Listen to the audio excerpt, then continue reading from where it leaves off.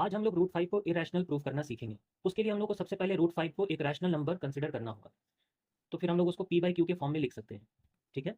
जहाँ पर p और q को प्राइम नंबर्स हैं, दे आर को प्राइम्स। फिर q को हम लोग इधर ले आएंगे, तो ये हो जाएगा q root 5 equals to p। फिर हमने यहाँ पे लिखा कि स्क्वायरिंग बोथ द साइड्स, हमने दोनों तरफ स्क्वायर किया तो हमारा रिजल्ट आया 5q square equals to p square. ये हो गया जी हमारा इक्वेशन 1। इसके बाद इसमें लिखा है कि the above equation indicates that 5 is a factor of p square, therefore 5 is also a factor of p। अगर 5 p स्क्वायर का फैक्टर है तो वो p का भी फैक्टर होगा। ये हमें कैसे पता? ये हमें एनसीईआरटी के थ्योरम 1.2 से पता चलता है।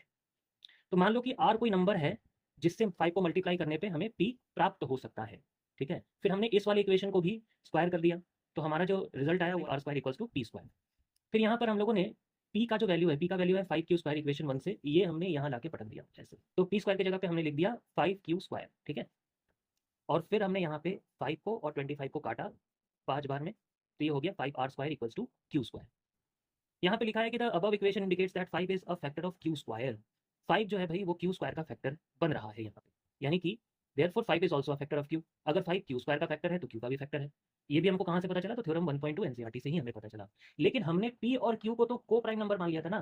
को प्राइम नंबर का मतलब होता है एक के अलावा कोई और दूसरा फैक्टर हो ही नहीं सकता p और q के बीच में, ठीक है? और इसीलिए यहाँ पर जो है ये कॉन्ट्राडिक्शन यानी विरोधाभास, ताज़ाद जो आप कह ले, ये हमें देखने को मिल रहा है।